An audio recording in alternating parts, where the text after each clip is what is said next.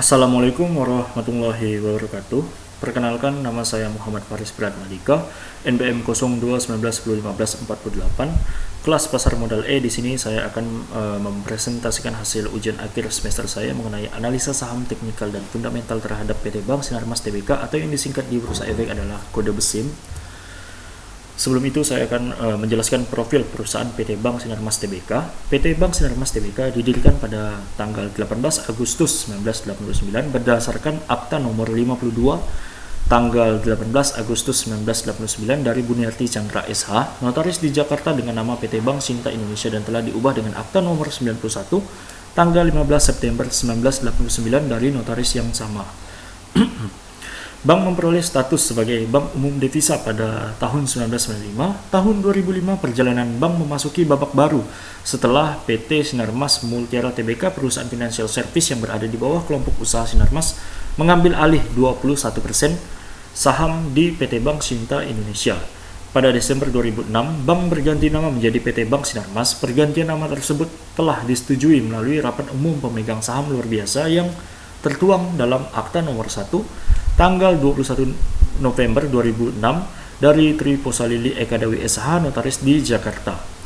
Pada tahun 2009, Bank Sinarmas memperoleh izin untuk pendirian unit syariah atau yang disingkat dengan UUS berdasarkan keputusan Deputi Gubernur Bank Indonesia nomor 1113 Kep DPG 2009 tentang pemberian izin usaha unit syariah UUS PT Bank Sinarmas, dan di tahun yang sama pula Bank memperoleh pengesahan dari Bapepam atau yang sekarang disingkat dengan OJK untuk melakukan kegiatan usaha wali amanat.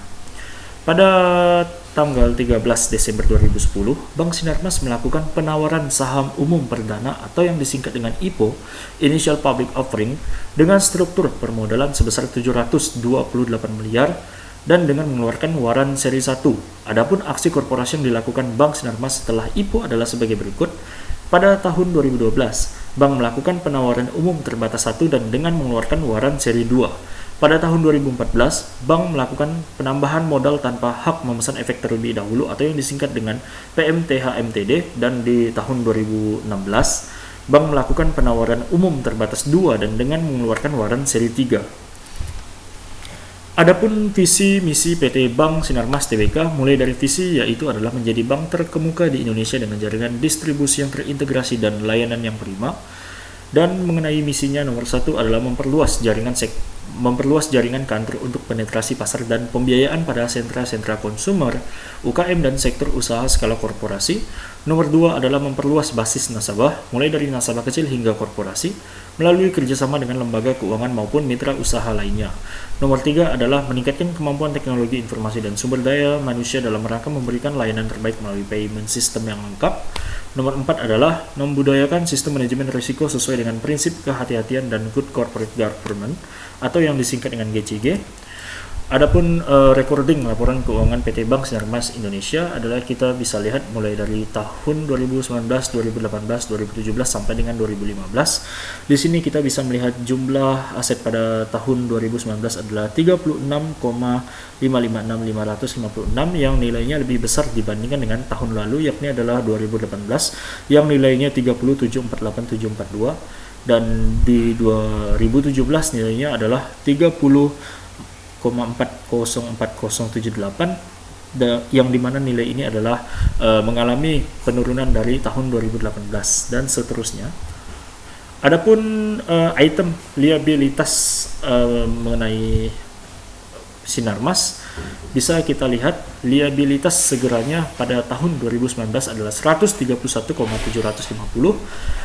Di tahun sebelumnya 192, yang dimana nilainya ini lebih tinggi daripada tahun sebelumnya yakni 131, dan tahun 2017 adalah 213,163. Untuk menu simpanannya di sini bisa kita lihat Bank Sinarmas memiliki nilai aset 24.652.197 rupiah, dan di tahun lalu adalah 21.989.4,29, dan 2017 adalah 21.256.254, dan 2016 adalah 22.776.651 rupiah, dan 2015 adalah 20.011.937 Untuk efek yang dijual dengan janji dibeli kembali bersihnya pada tahun 2019 adalah 236,669. Untuk hutang pajak 38,428 di tahun 2019 dan 2018 adalah 34,422, 2017 adalah 68,886, 2016 adalah 121,530 dan 2015 adalah 42,601.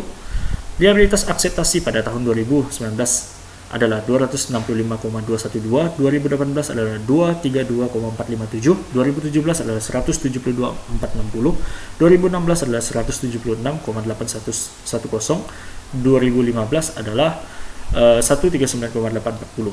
Untuk beban bunga akrualnya adalah pada tahun 2019 tercatat 30,775, 2018 adalah 31,718, 2017 adalah 34,575, 2016 adalah 36,714 dan 2015 sebagai tahun yang lampau adalah 39,395. Di sini kita bisa melihat ada laba bersih, penghasilan laba rugi komprehensif lain, jumlah penghasilan komprehensif dan laba per saham dasar atau dalam rupiah penuh. Laba bersihnya adalah 6,752 dan di situ pula ada 2018 50 472, 2017 adalah 318,923, 2016 adalah 370,651 dan tahun 2015 adalah 185,153. Untuk laba per saham dasar atau dalam rupiah penuhnya 2019 memiliki proporsi nilai 0,43 dan 2018 adalah 3,28, 2017 adalah 20,81, 2016 25,60 dan 2015 adalah 13,15. Untuk laporan arus kasnya, misalkan kita bisa melihat kas pengaruh perubahan kurs mata uang asing di tahun 2019 adalah 54,4110 dan 2018 37,746. 2017 adalah 27,677, 2016 adalah 75,167 dan 2015 adalah 221,980. Kas dan setara kas akhir tahunnya adalah misalkan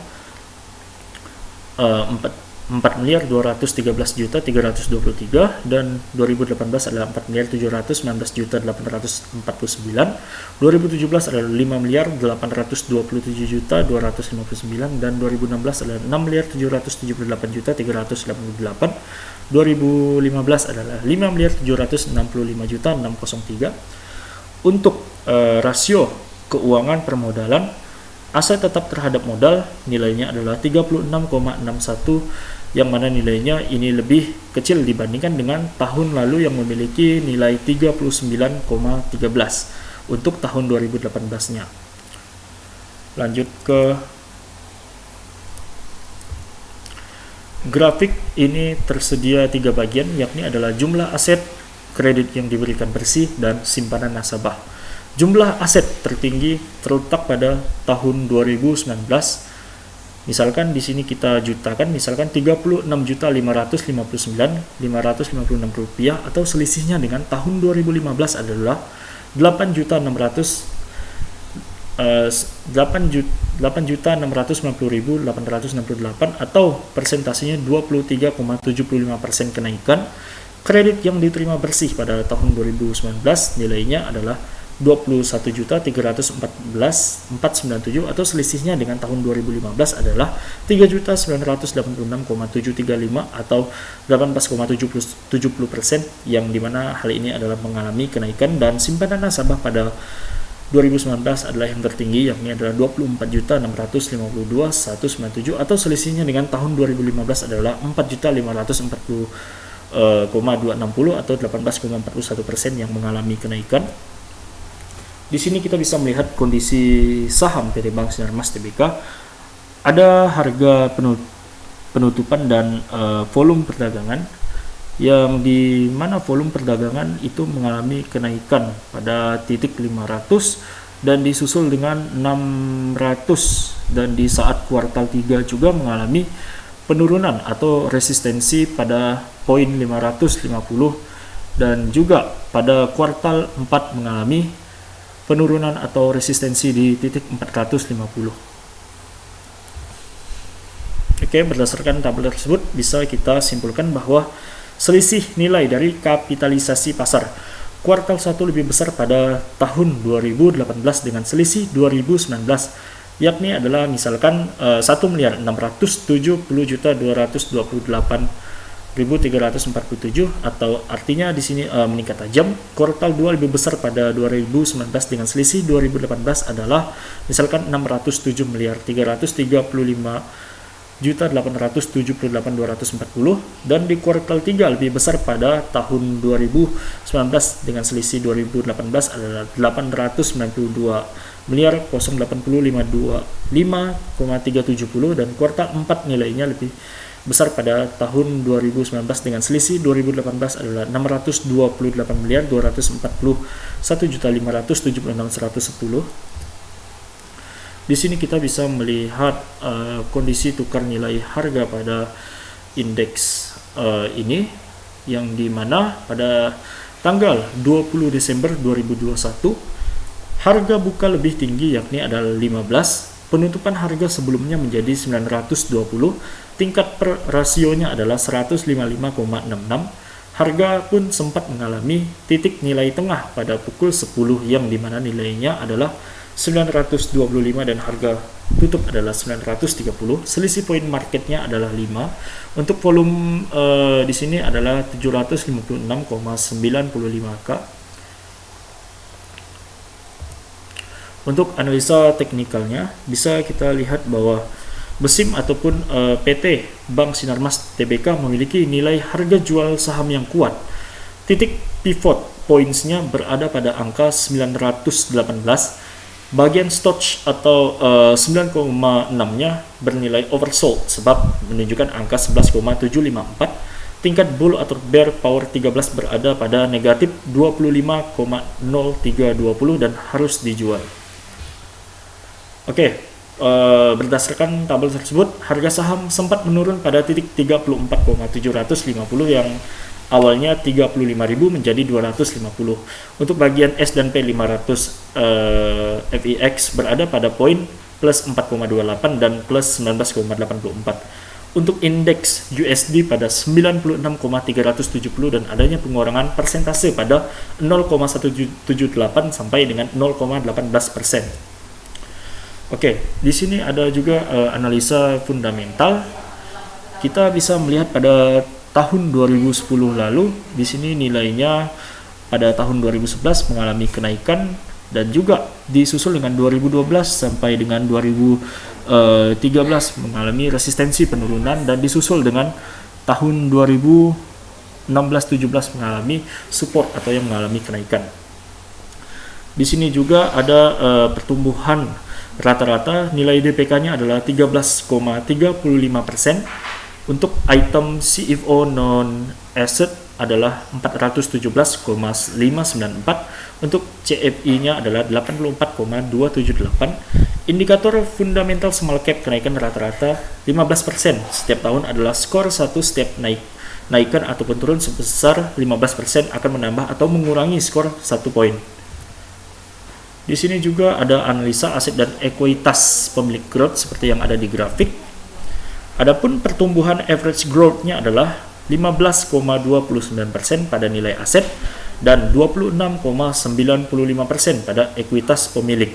Indikator fundamental small cap kenaikan rata-rata 15% setiap tahun adalah skor 1. Adapun setiap kenaikan turun sebesar 15% akan menambah atau mengurangi skor 1 poin. Dan di sini juga terdapat analisa revenue ataupun beban bunga, yang dimana average growth pada revenue bunga adalah 19,6%, cost bunganya adalah seperti yang ada di tabel, dan revenue versus cost-nya adalah 46%. Indikator fundamental small cap kenaikan rata-rata 15% setiap tahun adalah skor 1. Setiap naikan ataupun turun sebesar 15% akan menambah atau mengurangi skor 1 poin.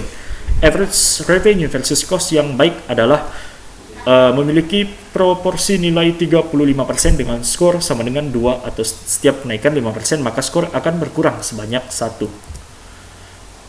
Mengenai kesimpulan terkait dengan investasi pada PT Bank Sinarmas Tbk, investasi yang terkait dengan emiten tersebut sejatinya dapat membawakan perubahan yang signifikan terhadap perolehan profit yang masif. Selain itu, rasio keuangan kinerja yang dimiliki BESIM juga tidak memiliki banyak utang yang tidak wajar. Sebaliknya, ada unsur keseimbangan antara penggunaan aset dalam operasional sahamnya untuk mencapai skala prioritas yang komprehensif dan juga pemanfaatan modal utang untuk menutup kerugian biaya laba rugi emiten dalam penjualan sahamnya di bursa efek, sehingga di kondisi tertentu nilai intrinsik saham bisa jadi undervalued maupun overvalued. Hal ini bergantung pada bagaimana perusahaan mengelola arus fluktuasi sahamnya dengan efisien. Terima kasih atas perhatiannya. Wassalamualaikum warahmatullahi wabarakatuh.